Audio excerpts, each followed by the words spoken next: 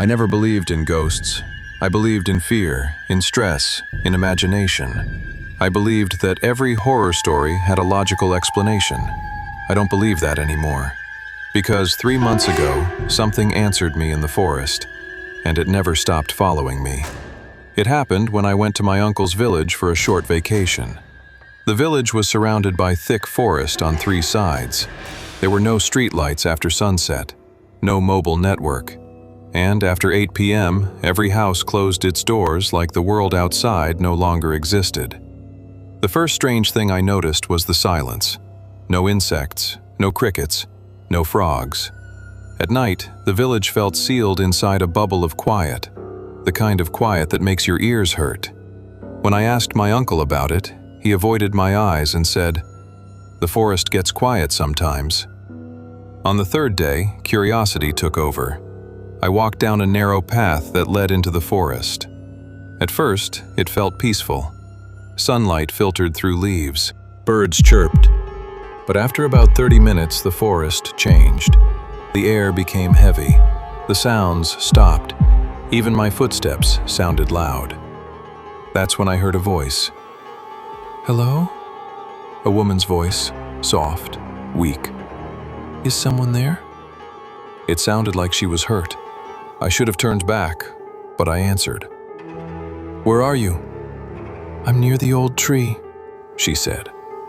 I walked deeper into the forest until I saw a massive black tree, its bark cracked like burned skin.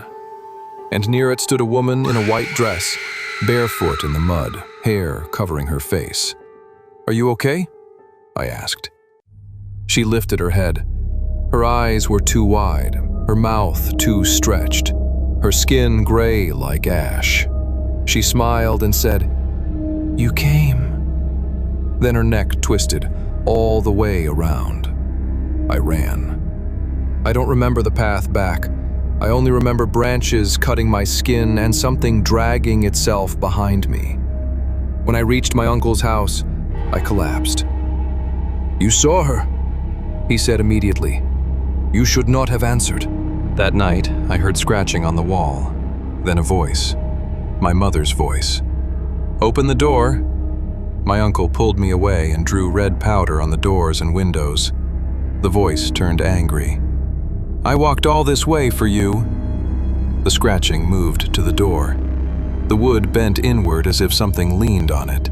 Then silence. In the morning, claw marks covered the wall. My uncle finally told me the truth. Years ago, a woman was found dead near the old tree, neck twisted, mouth torn wide. After that, people began hearing voices in the forest. Those who followed them disappeared. Those who saw her were marked. I left the village the same day. For 2 days, nothing happened. On the 3rd night, in my apartment, I heard movement in the kitchen. Then my sister's voice behind my bedroom door. "I came to check on you." When the door opened, she stood there with her neck bent sideways and mud on her feet. "You didn't lock the door," she said. I ran. When I fell, something cold touched my ankle. Later, my mirror had a handprint from the inside. That night, my phone rang from an unknown number. Heavy breathing, then a whisper. "I can wear anyone." I stopped sleeping. I recorded my room at night. One recording showed my door opening. The audio had my voice whispering, "Come inside." I couldn't understand how my voice was on that recording when I was asleep the whole night. I checked the time. 3:17 a.m. I remembered turning in my bed because it felt cold, but I never remembered getting up. That morning I didn't go to work. I sat in my room with the lights on. Every sound made me jump. In the evening, my mother called me. She said, "Your voice sounds strange. You don't sound like yourself." That night, I locked my door. Around 2 a.m., I heard someone standing outside my room. Not knocking, just standing. Then I heard a whisper, "Open the door." It was my own voice. I didn't sleep that night. The next morning, I went to my parents' house. When my mother saw me, she touched my face and said, "You look like you are carrying fear with you." That day, I told her everything. About the forest, about the woman, about the village, about the voices. She didn't laugh. She didn't say I was imagining things. She said, "We will go to the church." The father lived beside a small church on the edge of town. He was old and spoke slowly. He listened to everything I said. Then he asked, "Did you answer the voice?" I nodded.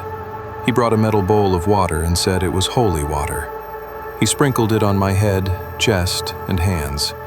The water felt colder than normal water. He tied a black thread around my wrist. He also gave me a small cloth pouch and told me to keep it with me. He whispered prayers in a low voice. Before we left, he poured the remaining water outside the church door. He said, "It followed you because you replied. Now, it will not stay." When we returned home, something felt different. Not happy, not warm, just quiet. That night I slept with the lights off. No footsteps, no scratching, no voices. The next night, nothing. Days passed. Nothing happened. No phone calls, no shadows, no sounds in empty rooms. I went back to my apartment. Everything was normal. No handprint on the mirror, no movement in the kitchen, only silence. Even now, I still keep the black thread on my wrist. Sometimes, when I hear someone calling my name from far away, I stop and think. Because I learned something. Not every voice should be answered. And some forests do not let you go easily.